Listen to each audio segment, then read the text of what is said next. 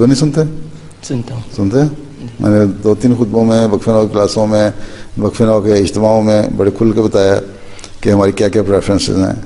मुरब्बी हमें चाहिए, मुबल्लिग चाहिए, टीचर्स चाहिए, डॉक्टर्स चाहिए, इंजीनियर्स चाहिए मुख्तलिफ फील्ड्स में, IT के भी एक्सपर्ट्स चाहिए, फिर मीडिया के लोग चाहिए, लॉयर्स चाहिए। तुम्हारा जो एप्टीट्यूड है, जिस तरह तुम्हारा रुझान है, उसमें तुम देख लो तुम क्या बनना है। कि सेकेंडरी स्कूल में हो? जी सर। साइंस की तरफ है इंक्लिनेशन? जी सर। किस चीज़ में? मैथ्स में, फिजिक्स में, केमिस्ट्री में, बायोलॉजी में? बायोलॉजी। तो तुम डॉक्टर बनो, ठीक है? जी। यही रहता है ना? जी सर। बस फिर बनो तो ज़रूरी है। फिर चले भी जाना, ये नहीं कि आयरलैंड बैठे रहना, पढ़ के यहाँ से जाना अफ्रीका पड़ेगा। ठीक है? हाँ, वक्फ करना तो ये वक्फ है।